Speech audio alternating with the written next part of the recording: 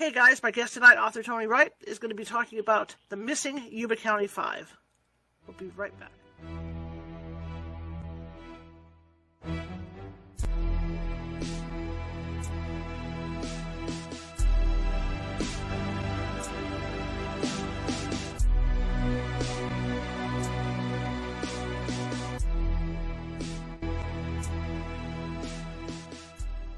Grab your popcorn and snacks.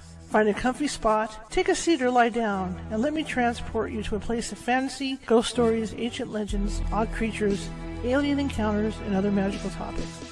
You may even decide to join the conversation. From faraway lands to your own backyard, with a small dash of pixie dust. Turn out the lights and open your minds. The journey is about to begin. Good evening, everybody. Welcome to the show. My name is Charlotte. I'm going to be your host for the next hour. I'm also the owner of the California Haunts Paranormal, I could say the word, investigation team based out of Sacramento, California. We're 45 strong up and down the state, which means if you have a paranormal issue, or you think you have a paranormal issue, rather, we can help you out. It might take us a couple days. California is a really big state, a lot bigger than people imagine it is. So it might take us a couple days. In that case, we do have psychics and mediums on staff who can phone you and talk to you about what may or may not be going on. And in most cases, if it is, excuse me for 1 second, I was working out in my yard today. Okay. Sorry, that was a redneck thing. That was a bad thing to do here. Bad host. And in most cases, they can calm the energy down before we get out there. Because we don't want you stressing out either. So in most cases, they can do that. That being said, if you want to find us, just Google us, California Haunts Paranormal Investigation Team or California Haunts Radio. We will pop up everywhere. We're on Facebook, we're on YouTube, we're on TikTok, all the social media places, even Twitch. And I see the internet's being its usual self tonight. Lots of news coming out of New York and different places. So, everybody and their brothers online here. But hopefully I'm going to get some stuff taken care of with this internet. Either way, I'm going to get a couple internet enhancers here to really push this thing up. And if that doesn't work, then I have another internet company in mind that is totally fiber optic. So I'm really excited about that. Okay. If you're watching from Facebook, and a lot of you guys are, and you haven't done so already, and you like what you've seen here tonight, please feel free to hit that follow button. We're always, out looking for followers. Also, the way the system works is there's this big master computer, which we'll term that whole thing, that world, the FYP. And every time you comment in the chat room, every time you leave us a thumbs up or a happy face or hearts or whatever, every time you do that, that puts us up higher in the FYP at Facebook. And that gets the attention of that master computer. And what it does is it puts us out farther so that more people see us, right? Because it's always me saying, hey, if you guys like the show, while we're on the air, share it. Share the show so we can get the word out. We're just trying to get the word out about the show. Same thing over YouTube. With YouTube, though, I've been doing this show for 4 years. And if you look in there, there's more than 900 videos, and they're all of the show. In fact, tomorrow is going to be our 200th show for this season. Yeah, our 200th show. So it's going to be an interesting day. But moving on from that, yeah, and if you look at YouTube, it's all confusing when you look at it. I mean, it gives me a headache. So what I've done is I've started to categorize all the shows. So if you're into mediums, Nancy Matz, and you want to see her shows, those are in a folder, and you can pick and choose. Same thing with cryptids and news stories and all that stuff. They all have their own folder now, so it's easier for you to choose. And it's the same thing. I'm about 148 away from my 1,000 subscribers over on YouTube. And I'm really excited about that. And if you haven't subscribed already and you like what you see, tonight, please feel free to subscribe. I'm very active over there on that community page as well. Okay, tonight we are broadcasting from to Facebook, Twitch, YouTube, and TikTok, and the Clock app tonight. So I'm really excited to be going out to a bunch of people. So let's sit back and enjoy. Back in the day. Back in, I think it was before 2011. It was way back. I used to work at a newspaper in Woodland, which is in Yuba County. And when I first went to work, like any new reporter, I decided to be on a crime beat because I really enjoyed writing about court cases and things like that. And I remember, as a new reporter, when you walk through the door, there's not a lot for you to do unless the editor has a bunch of stuff backed up that they would like you to cover. So I remember covering, some shootings and some court cases, but there were other things that I had to augment with, like feature stories and find information to write these features. And I happened to start going through the microfiche, And I found the story on these five people that had disappeared over in Yuba County. Now, Yuba County is only about, I think, 2 or 3 counties over from where I was working. So I figured there was a good link. Plus it was an older case. So I started to do research in that, and I got really, really fascinated by it. And when I saw Tony, my guest today, Tony Wright, when I saw him on another show talking about the Yuba County Five, I got excited because it's something that I had looked over, and put together a story for way back when I was on the newspaper staff. So I'm really excited to have him on. So let's get him on and let's see what he has to say about this, because he's done extensive research on this case, and it's still unsolved as far as all that goes. So here we go. Hello, sir. Hello, how's it going? Good. How are you? I'm doing well. Thanks for having me on the show, Charlotte. Tell me about you. My name's Tony Wright. I'm the author of Things Aren't Right, The Disappearance of the Yuba County Five. I live in Michigan and work in archives and records management. So I've got a background in history and research. I decided to write a book about the Yuba County Five case starting in 2019 because I too was fascinated by that case and wanted to read a book on this great mystery. And there wasn't a book available. So I decided it's time to get it together and write a book about this case, because there's a really big story here about these men that went missing in Northern California in 1978. And it was 2023 when I finished the book. And it was January of this year when Genius Book Publishing published my book, Things Aren't Right, The Disappearance of the Yuba County Five. So I'm very excited and glad people are interested in the show. And I was featured on the Netflix series Files of the Unexplained, the Yuba County Five case, which that show was the #1 show in the United States and was top 10 in the UK for a little while. So it's pretty cool. What makes this case stand out to you? It's really bizarre because when I first heard about the case, it was 2018. And when I first heard the story, I thought, oh, this sounds familiar. Maybe I saw this on Unsolved Mysteries back in the 80s or 90s, or maybe it was featured on another show like that many years ago, but it never was. And there was just something about the sort of heartbreak and despair that's in this case. But it's a very eerie and fascinating case of these friends from the Yuba County area disappearing on February 24th, 1978. And all they were doing was driving back from a basketball game up in Chico.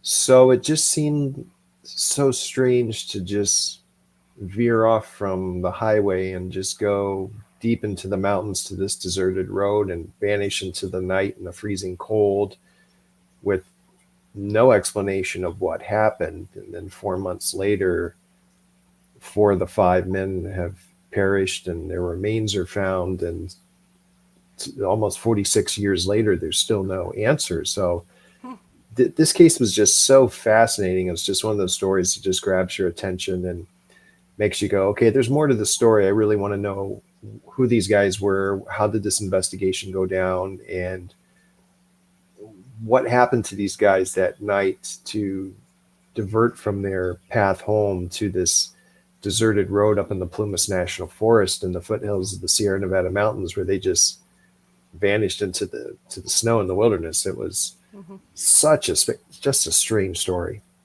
It is a strange story because, I mean, as far as somebody, maybe they picked up a hitchhiker or whatever, but there were 5 of them. So, I mean, it's going to take a lot to get 5, with one guy against 5 like Right. that. And so that's what I found so compelling about it, was that, it's just incredible, unless there was a group of guys that kidnapped them or whatever, because it just doesn't make any sense. Yeah, I mean, that's one of the theories that they had early on in the case when these 5 men went missing coming home from a basketball game. They more than likely would have left Chico, and there's that point with Highway 99 going out of Chico. You can go one of 2 ways. You can take 99 towards Yuba City, or you can take 70 towards Marysville. And in that drive home, it would have made sense that they were on Highway 70 because they exited through the city of Oroville. And when you exit in Oroville, you can get on the Oroville-Quincy Highway. You can get up into the Plumas.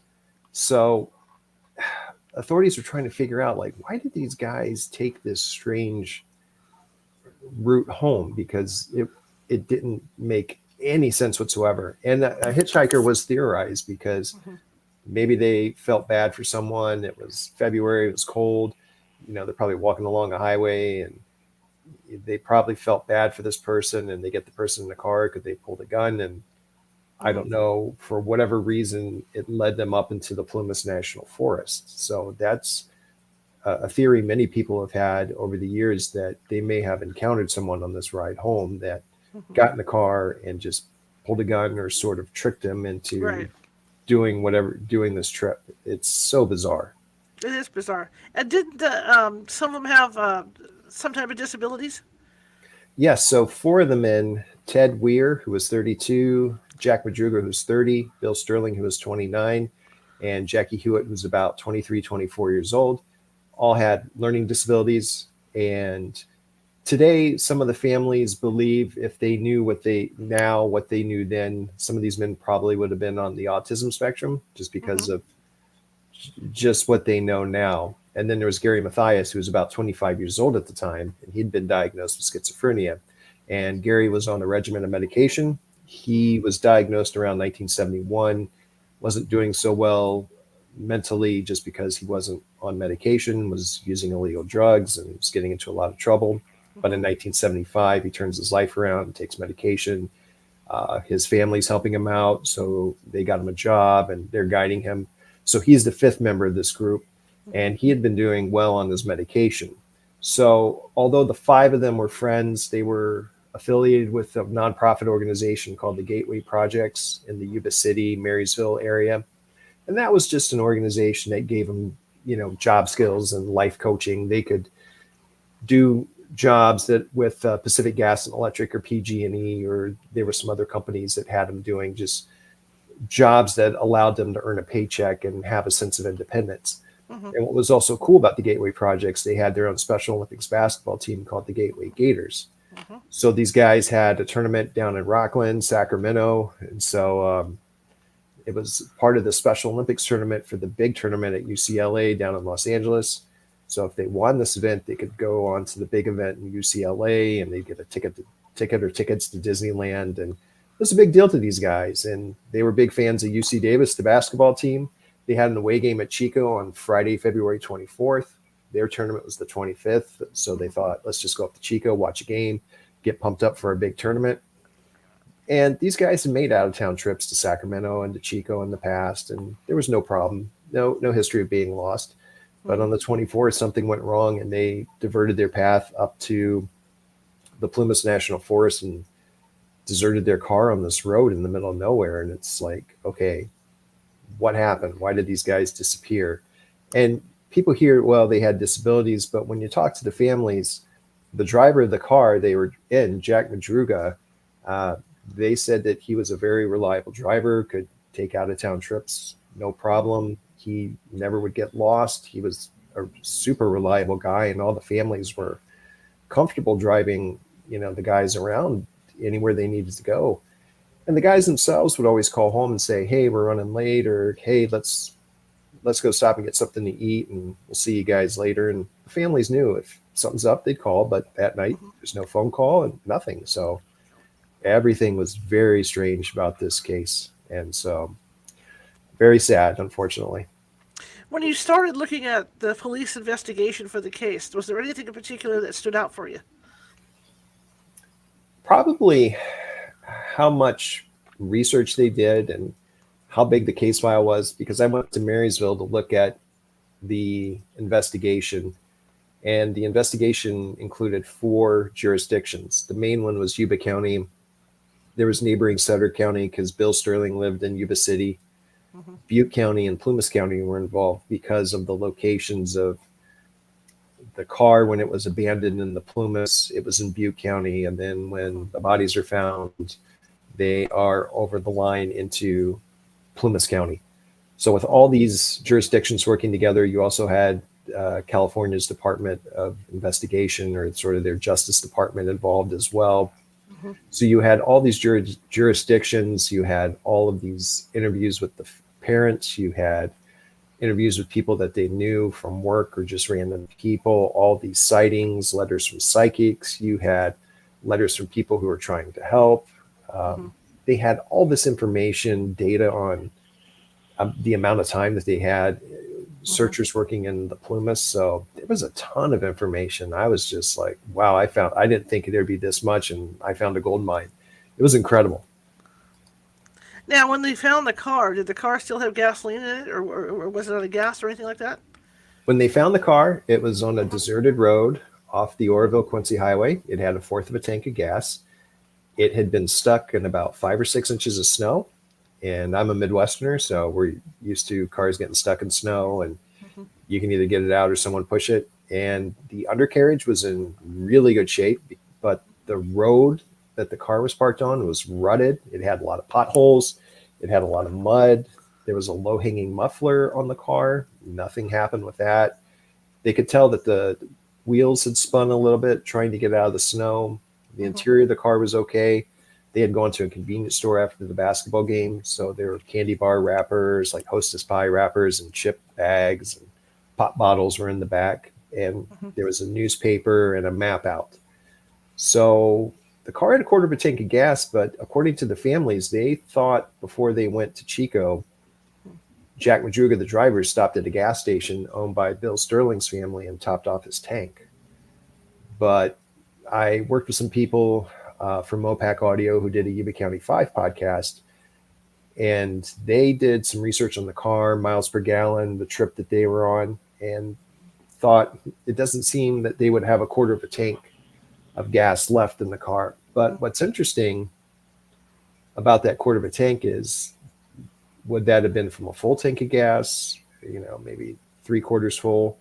We're trying to figure it out. And the car did start, even though the keys were not in the car itself. So they could hotwire it right up, and it was going. And when they found the bodies, were they close together or were they spread out? So when they found the bodies, they were told by a group of guys who'd gone up to the Plumas for a Sunday bike ride, and they were looking at a map near a place called the Daniels Inc. Campground. They detected a smell, and they kind of knew right away what it was. And they had found the body of Ted Weiher in this U.S. Forest Service trailer. He was in a bed. Someone had wrapped him up in like maybe 6 to 8 blankets and tucked him in. He was 200 pounds when he went missing, and they thought he was down to probably maybe 100 pounds, maybe. At the time they found him, he was clean shaven. When he left, he had a full beard. There were all these sea ration cans that had been opened in the room. Gary Mathias, who was with him, his shoes were in the room. So Ted Weiher was found in this trailer. And as they searched, they found skeletal remains of Jack Madruga and Bill Sterling.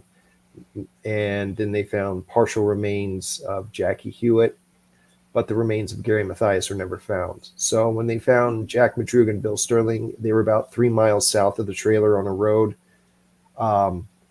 Jack Madruga was on one side of the road. Bill Sterling was on the other side of the road. Their remains have been scattered by animals. And Jackie Huett was found about 1 mile south of the trailer, and his remains too had been scattered. So they tried to theorize how many of the guys actually made it to the trailer, or did anyone sort of, sit and rest from exhaustion, because the trailer where they found Ted Weiher was about 12 miles from where the car was parked. And the car was parked up in the Plumas at a spot that was probably, I guess, 4,000 feet in elevation. And then the road they took probably sent them up another 1,000 feet, maybe, in elevation.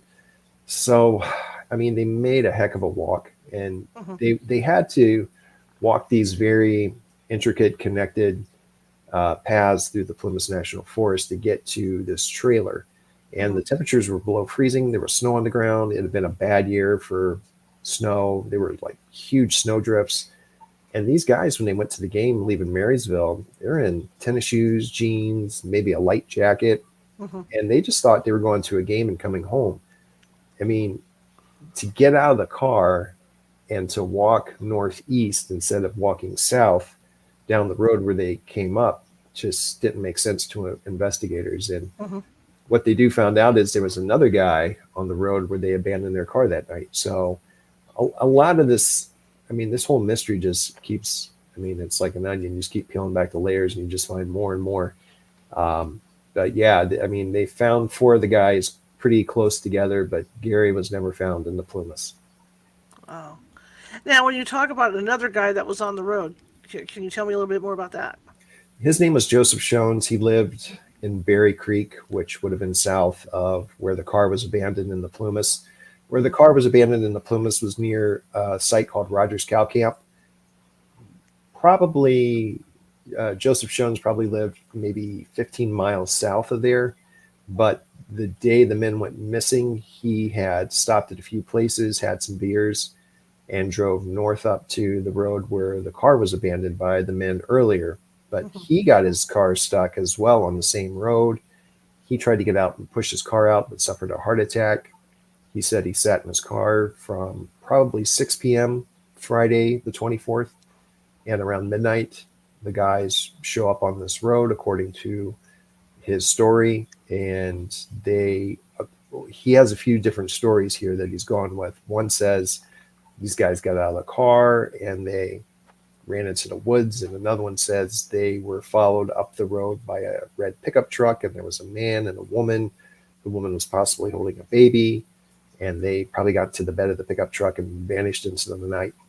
Mm-hmm. So Shones is like the last person to see these guys alive, but there's Mm-hmm. no real solid evidence behind his story. He Mm-hmm. was sort of a raconteur. He liked to tell stories, but you never knew what percentage of his story was actually true and what percent was actually false. Right, So right. this adds to the mystery itself. But it does kind of make sense in a way because, why, first place, why would they veer off the main road when they had made that trip so many times? And if somebody was chasing them, that would get them up there in the ruts and get them stuck in the snow, and then they jump out of the car and they scatter, Yeah, to get away from whoever it was. Who knows? yeah. I've talked to quite a few Yuba County Five researchers, and they have wondered why they would exit the highway.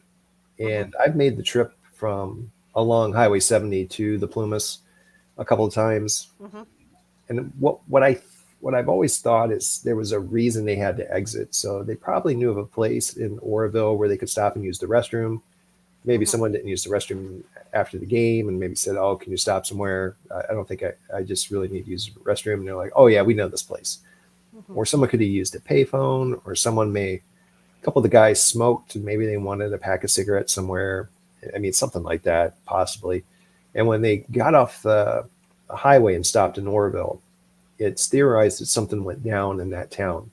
Mm-hmm. And maybe one of the guys or a few of the guys had beef with someone and they saw them in town and something went off the rails.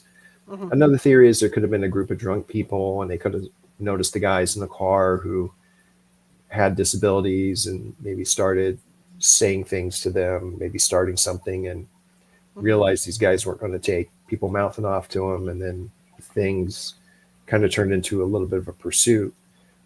And, but this is all theory because we just don't have anything connecting Right. the drive home to that last moment in the Plumas National Forest. And even law enforcement drove that road or drove on those roads coming back from Chico and said, this is probably the best thing that makes sense to us. Is they wouldn't have gone 99 and cut over. I think they would have cut over in a town near Gridley. Mm-hmm. They said that'd have been a heck of a cut going east. They said it just would have made more sense being on 70 and just going right into Oroville for whatever reason. And then from there, they would have had to get on the Oroville Quincy Highway, across the Bidwell Bar Bridge at Lake Oroville, and then go up into the Plumas. And it should have been easy for these guys to spot. They were not on those roads because 99 and 70 do not look like roads going up into the Plumas. It's vastly different in that part of California. Understood. I've been up there. Yeah, it's a different world once you get up into the Plumas. The roads wind and you see all the pine trees and the elevations going up, up, up. So Yeah. it's much different than what you see on 70 or 99. Absolutely. Was there any sign of foul play at the car at all? That's a good question. And according to one of the fathers of the men, Jack Huett Sr., who was Jackie Hewitt's father, claimed to have found shotgun shells near the car. There's no blood in the car or around the car. There's no signs of a fight or a struggle. Some people say that there were tracks leading from the car into the Plumas, almost like they're marching in like a line, almost. And that leads people to believe there was foul play. The driver's side window had been rolled down, which was uncharacteristic of the driver, Jack Madruga, to leave a window down. He would never do that with his car. Plus, he had left his car unlocked, which he would also never have done anywhere because he kept his car locked, secured, and was very meticulous about his car. This led some people to believe that the window was down. Somebody may have said something to the guys, pointed a gun at him or something, and made him start walking or chase them off for whatever reason. Again, it's just a theory, and Right. we just don't have anything in the way of foul play. Even the car was searched. They found fingerprints, but nothing in the way of blood or any kind of like gunpowder residue or anything. They just didn't see anything. So they felt something drove these men out of the car. Right. Their car was stuck in the snow and it's cold temperatures. They could have just idled the car for little bits of time and kept themselves warm, turned off the car and turned it back on. But to get out of the car, something must have been up. And it's unfortunate we just don't know what happened. And how long was it before, and you mentioned skeletal remains, so how long was it before the skeletal remains were found? So the car disappears February 24th. The car is actually reported on February 28th by the Forestry Service. The remains are found, the first remains of Ted Weiher found around June 6th of 78, and by the 10th and 11th, the other three have been found. So from March, April, May, no luck, early June is when they start finding the remains. Okay. It's a fascinating story. It There's is. no doubt about that, and about, all the theories that surround it. When the police went in, did they, because obviously, like somebody had mentioned, footprints, in the area, did the police see anything like that at all? I don't believe they did, just because there were other people that had been near the car Saturday the 25th and Sunday the 26th, because some people go up into the Plumas for winter sports, and they were up that way. There was a guy doing cross-country skiing that saw the men's car. It had been abandoned, but didn't think anything of it at the time because people just kind of go up there and park and do their own thing up in the Plumas. So nothing much about the footprints, in my opinion, were reported in the police report, but just told through the families to like reporters and other people who've done research on the case. Now, when you talk about this trailer that he was found in, how large a trailer was this? It's a good question. I think it would be just like a standard size trailer, something like you'd see almost like on a construction site. I don't have the exact specifics, but there were two sort of like parallel to each other with like a deck in the middle connecting them. So they were able to break the windows of one of the trailers, and inside were a bunch of sea ration cans. They were able to open one of the cans with a military style can opener, but then the other cans were opened with like that old style, sort of old school church key type can opener. But they also found dried food in another trailer that if they had access to that, they would have had more food right there. There were propane tanks outside the trailer, but they never switched on the propane to heat the trailers. But they believed when the men arrived, late February, either on the 24th, 25th, there were so many snow drifts and snow in the area that it probably covered the propane tanks, and they might not have been familiar with how to turn them on and heat a trailer. Someone had tried lighting a candle in the trailer, but that's not going to provide any warmth. There were books in the trailer. People thought it was a little bit strange that they didn't make a pile somewhere and try to start a fire to signal, with smoke that their location. So I can't remember the actual size of the trailer, but it was a fairly new trailer that they had used for like Forest Service workers, like if you're up there for firework or just logging. It was a place to stay where you could, there were bunk beds in there and like a kitchen set and stuff, chairs and tables and stuff like that to keep yourself occupied while you're doing work up that way. Interesting. See, I'm kind of like the police. If this had happened on my beat as a reporter, I'd have driven up there to check it out because Yeah. that's just how I am. Yeah. And there were people who drove up from like the Appeal Democrat from Marysville, Right. Yuba City, and the Sac Bee was up there as well, along with some other newspapers from the area. So there was definitely a lot of reporting in '78. And actually, the story made national headlines early March '78 and, of course, June '78 when the bodies were found. Now, when they found the bodies, and of course, like you say, the animals had moved, obviously moved stuff around. Were they able to find items of clothing and stuff like that as well? Yes, that's how they were able to identify all four men because they were wearing the same clothes they were wearing the night they went missing. So when they initially got the report, they had all the information on the clothing from shirts, pants, jackets, types of shoes, everything matched to a T. And that's how they were able to identify the men. And they knew the shoes in the trailer were Gary Mathias's because they were black tennis shoes. And the parents of Gary Mathias said when he left, he was wearing those black tennis shoes. Now, Ted Weir's shoes were not on him when he was found. They either believe he lost his shoes while walking to the trailer because he had horrible frostbite, or Gary Mathias may have decided to use Ted's shoes because maybe they were bigger, more comfortable. Maybe he thought they were sturdier. Ted could have been, I think Ted was taller than Gary, and Gary may have decided to use those and maybe stuff them with some sort of paper insulation to maybe use to walk through the snow. We don't know. So we know Ted's shoes were not in the trailer, but Ted was in the trailer. All the guys had their clothing. A couple guys had their wallets with them. And Jack Madruga had his car keys with him to that car he was driving. So that's how they were basically able to identify everyone's remains. Now, when you talk about the person that was found in the trailer 12 miles away, how far away from the car were the other gentlemen, or what was left of them? So where Ted would be, he was 12 miles in the trailer. So with Jack Madruga and Bill Sterling, they would have been 9 miles from the car, maybe 8. Jackie would have been probably 10, 11 miles from the car.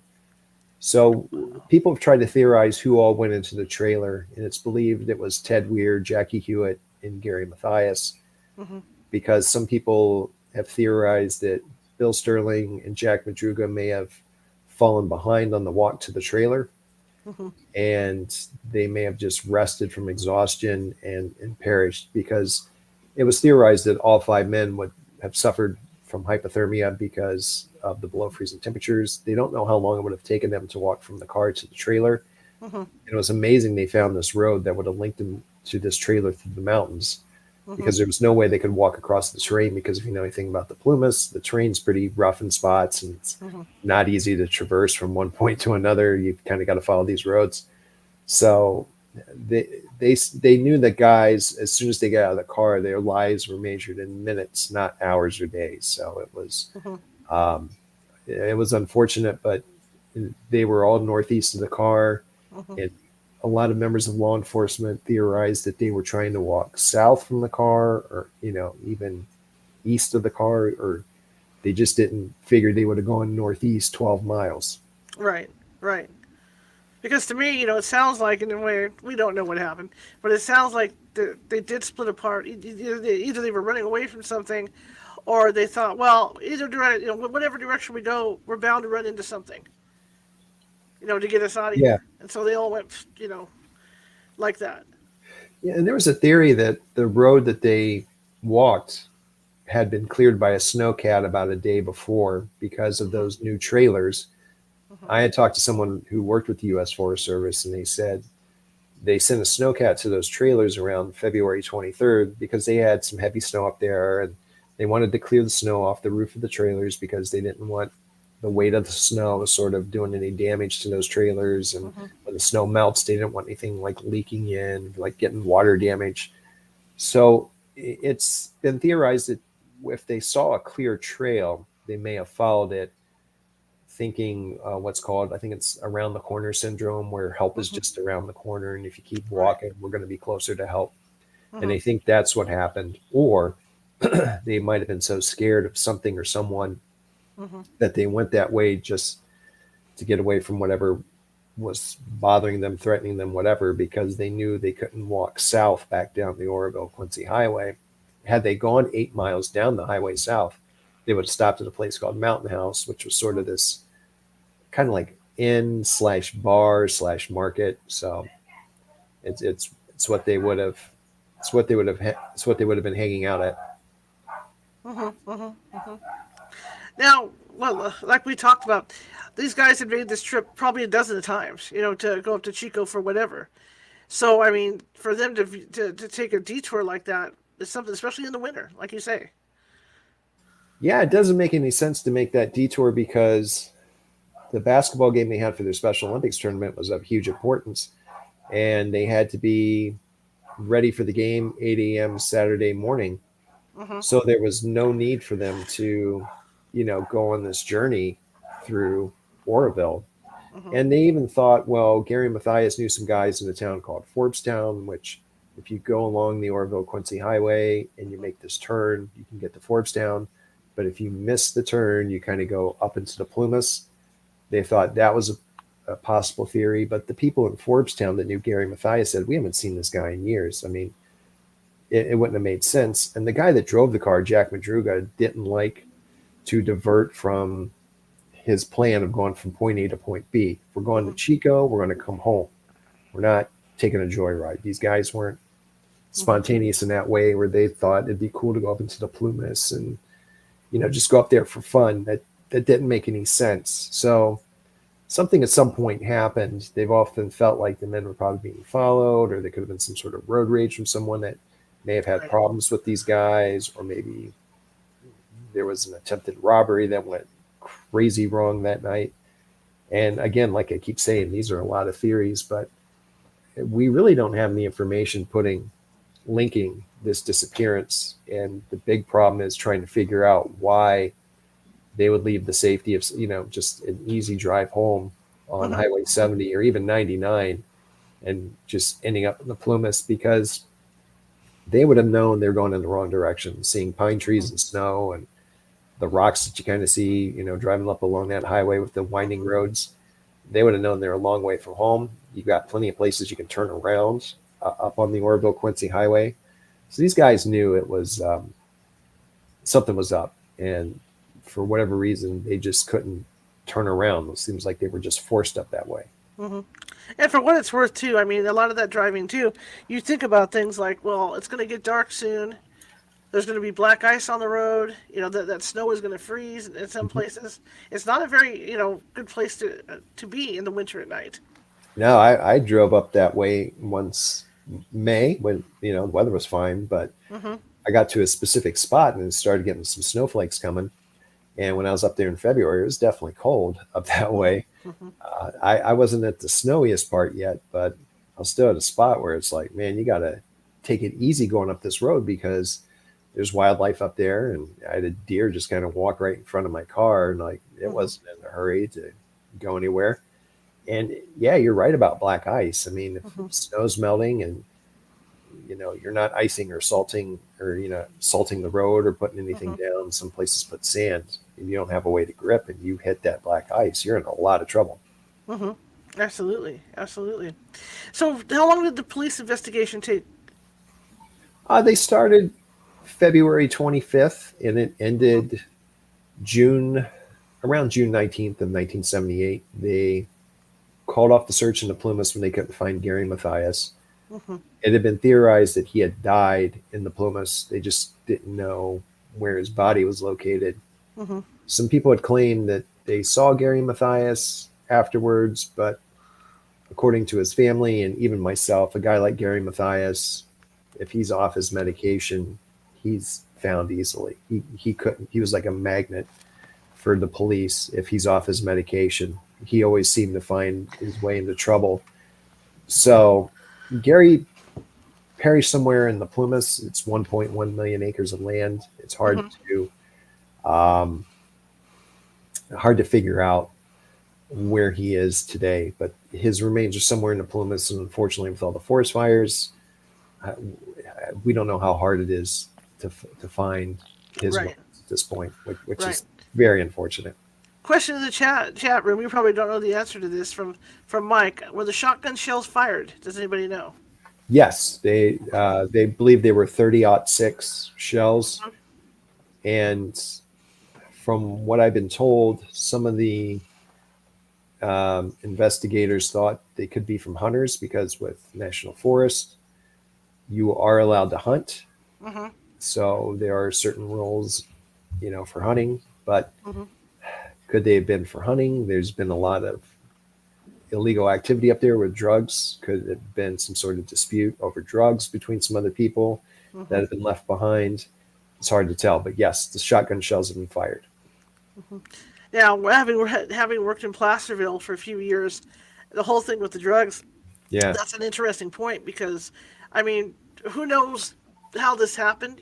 They might have gotten lost, ended up on this property, and there's always lookouts for a Hmm. lot of that drug action. They could have come across somebody like that just by accident, And and then that's a ultimately great point. down. You know.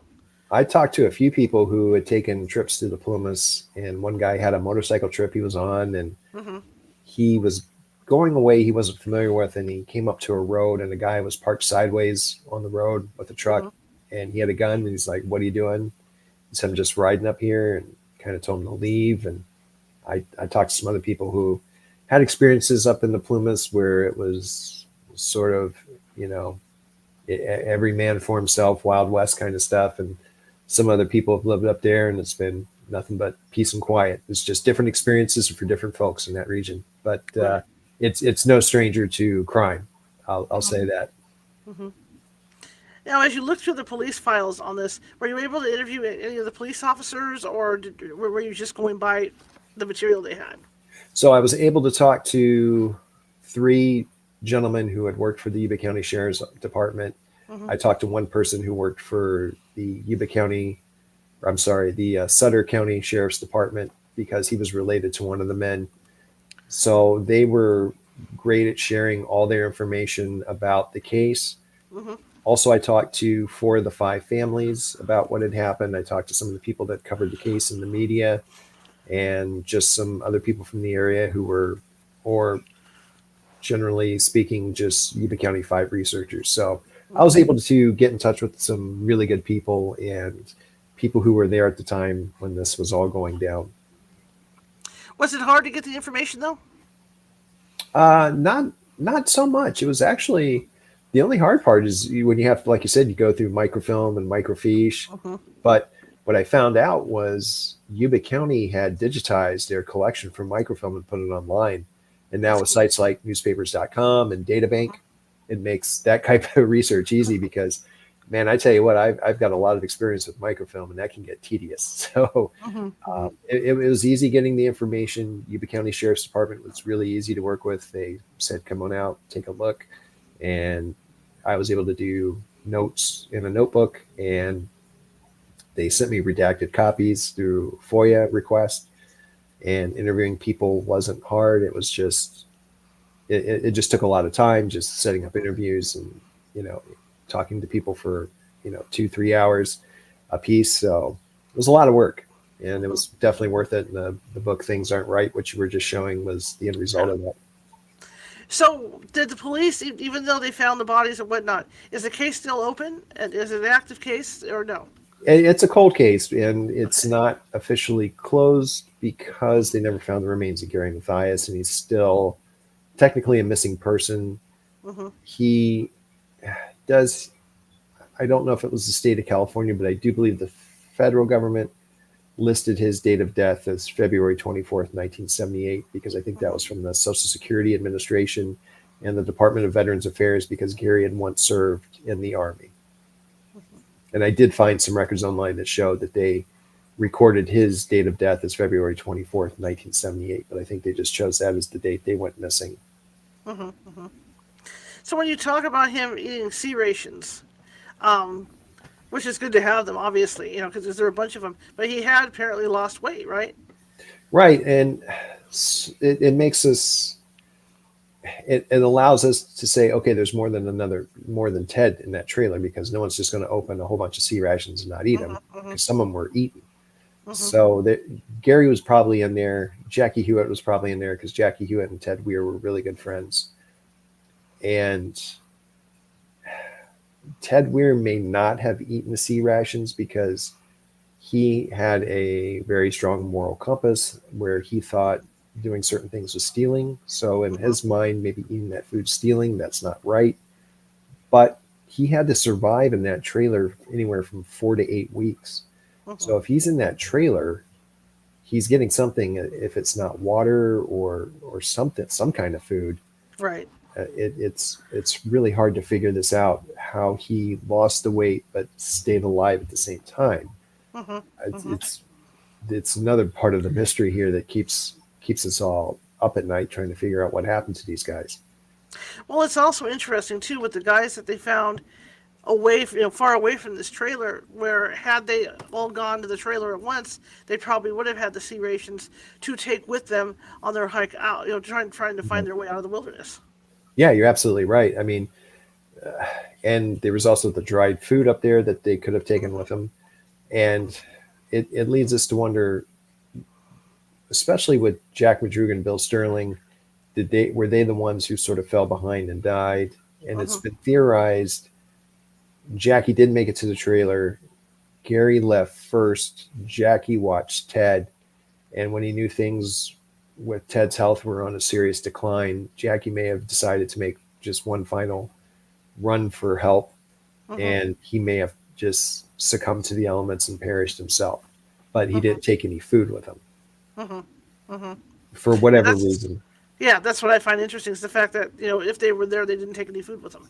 To survive out there. But I mean, when you're underdressed to begin with, I mean, you're not going to survive that long out there to begin with. Yeah, and you're right. And we don't know how much hypothermia messed with their mental capabilities. Rational thinking definitely goes out the window with anyone being impacted by hypothermia. So it's incredibly unfortunate, but a very good question about why they didn't take any of the cans with them. I mean, great question. I kind of wish I knew. And then a lot of people don't realize it too. We talk about hypothermia, we talk about frostbite, and I've been on assignments where I've been out in the snow and I couldn't use gloves. I had to have my digital recorder out. So I remember coming home, and I could feel it even in the car. As my hands were warming up, the pain is excruciating. Oh yeah. As everything starts to thaw. Yeah, frostbite that's no joke. And if you're walking with frostbite, I can't imagine the pain. Oh, yeah, I can't imagine that. I remember coming home, and, I mean, it lasted a good, probably, I would say, 16, 17 hours before it totally defrosted. And I was sitting on my hands, because the warmer it was, the better they felt, obviously. But still, the pulsating feeling that you had as the blood was starting to, move around again. It's just craziness. So I can't imagine what these guys went through walking, like, 9, 10, 12 miles. Yeah, and to do that, I mean, back in Marysville, Yuba City, if they didn't have a car available or no one could drive them around, they would ride their bike places or walk places, and they could cover miles, like anywhere between 2 to 6 miles for trips if they had to walk somewhere. And they were happy to do so, and would go visit each other and go do things. And they knew if someone's car wasn't available, or not everyone had a bike, they would just walk to wherever they had to go. But to walk through snow and freezing temperatures and getting your clothes wet, like I said, living in the Midwest, and you having those assignments up in the mountains and the cold spots. I mean, the weather is no joke sometimes, and when you're dealing with freezing temperatures, it's a whole other ballgame. Oh yeah, it's horrible, absolutely horrible. Do you think do you think they're ever going to find answers to this?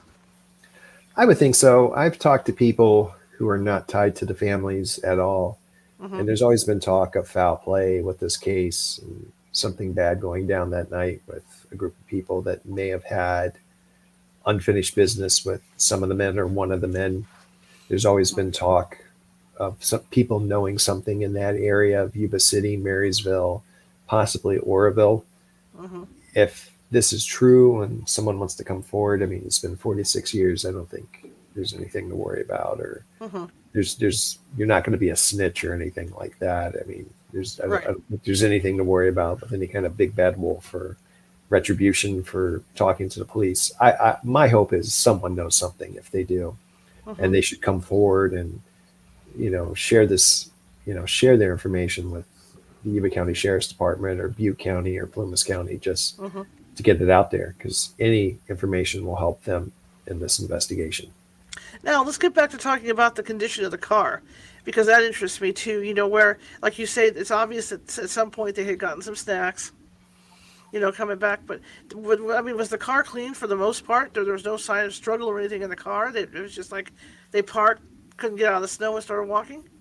Correct. So the car was pretty clean. Jack Madruga kept his car clean, but the only stuff that was on the floor is like they stopped at a convenience store and he had like Sure. Hostess pies and they got milk and chips and pop, and that was on the floor. But no struggle, no, like I said, no blood, no broken windows, nothing in the car that seemed out of place, no blood stains, nothing. They basically tore that car apart looking for clues and only came up with the fingerprints of Jack Madruga and Gary Mathias. And the only reason they had those fingerprints were both guys are in the military and had their fingerprints on file. The other guys didn't. And by not having their digits available from their remains, they couldn't get good fingerprints to match with whatever else they would have had in the car or even the fingerprints they had in the trailer. So that was another frustrating part of the case, is trying to match fingerprints in the trailer with what they had. Mm-hmm. I forgot you mentioned about the military, because some of those guys had been in the military. They did have survival training at some point, and like you say, they could have spent had this not gone down the way it did. Well, for all we know, they spent the night in the car. We don't know. We don't know any of Right. that. But that would have been the first thing I would have done, was just like you say, spend the night in the car, start Mm-hmm. it up every so often. Crack the window so you don't die from carbon monoxide, and just keep yourselves warm overnight, and then wait for the sun to come out. Yeah, and that's a good point you mentioned about carbon monoxide. Someone had asked me on Facebook, had the car itself had a carbon monoxide leak because they're doing this trip to and from Chico. Mm-hmm. So it's like a 50-minute trip up and like another trip back. Could they have been impacted by carbon monoxide poisoning? I said, yeah, that's a good point. I don't know. But you Mm-hmm. make a good point about if you're going to idle the car and you're stuck in snow, you're going to have to crack some windows for safety reasons. Mm-hmm. Um, and it's hard to tell if they tried idling the car for a little bit, trying to get a game plan, thinking, Right. okay, what's the closest place we could find or remember where there would be a payphone or somewhere that, because there are houses up there and there's businesses. If you go through the Plumas, you'll see them. And if Mm-hmm. I don't know if there was some sort of, if they were trying to hide from someone, because there's no reason to be on that road. If they went to turn around, all they had to do was just turn around, but they pulled up this Mm-hmm. road that went to Mm-hmm. nowhere. Mm-hmm. So it's just, man, this mystery will definitely drive you crazy the more you think about Well, yeah, what and I was it just is. thinking when we were talking about idling the car. My father grew up in Cleveland. Oh, okay. I grew And up down in Springfield, so oh, south of cool, Cleveland. cool. Yeah. And he always talked about the black snow, and he would laugh and say, "Yep, the first couple days, like we go up to Tahoe, he'd say the first couple days it looks like this, and then after the cars have driven through with their exhaust, Yep. it turns black. So Yeah. if there was no evidence that they idled the car, maybe because the snow hadn't turned black. So had there been that black snow, you True. couldn't tell whether or not they idled it. So it's weird, odd case all the way around. Yeah, and definitely, I lay out just a few possible theories within my book, Mm-hmm. and I still talk to people who research the case, people who are new to the case, and Mm-hmm.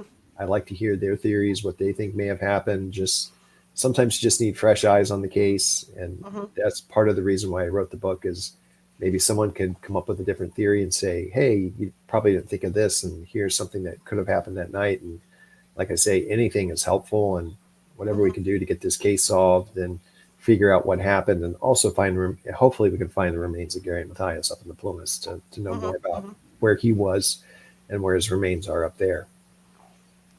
It's just odd, like you say. Here they were in those trailers, and they could have lit a fire. in one of the trailers, or the smoke would have been seen. Rescue, rescue, rescue. It's just odd that they didn't do that. That, or they were so panicked by whatever had happened to them that they just Right. all that went out the windows. And that's a good point, because either they were afraid that they had broken into the trailer and would be in Right. trouble, or if they started a fire, if, let's say, someone may have forced them up that way Mhm. and told them to never come back for whatever reason, Mhm. they could have felt like, they might find us before help finds us, and this is just going to go from bad to worse. And so that could have been also their thinking at the time. Mhm. So it's a lot to try to figure out, because they had all these paperback books and they could have just put them in a barrel or something. And because they had matches to light that Right. candle, I mean, they could have just set the paperbacks on fire and had a Mhm. smoke signal. Mhm. Someone would have seen it somewhere. And they used the California Highway Patrol chopper to search part of the Plumas, and that could have picked up. They could have seen something up in the chopper, and Mhm. they had a lot of people kind of through the area trying to search for these guys, and no Mhm. luck. Mhm. Now, to close this out, what did you find was the most fascinating aspect of all this? How the case came back to the public's eye, because when you started the show, you had mentioned that you actually found the case on Yes. microfilm around Yes. 2011, you said? Yeah, around 2011. Yeah. Yeah. And at some point, probably, I would say maybe 4 or 5 years before that, someone placed some information about Gary Mathias being missing, either on the Charlie Project or the Doe Mhm. Network, one of those missing person sites that, where they utilize sort of the hive mind of the internet to help solve missing persons cases. Mhm.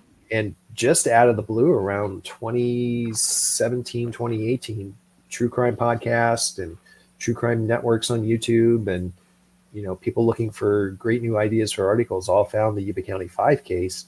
Mhm. And when someone catches a story, it catches other people's attention. So they're Right. like, okay, I'm going to write about that too. And our Mhm. podcast is going to talk about that. And this article is going to talk about that. There was a 2-page story in the Sacramento Bee.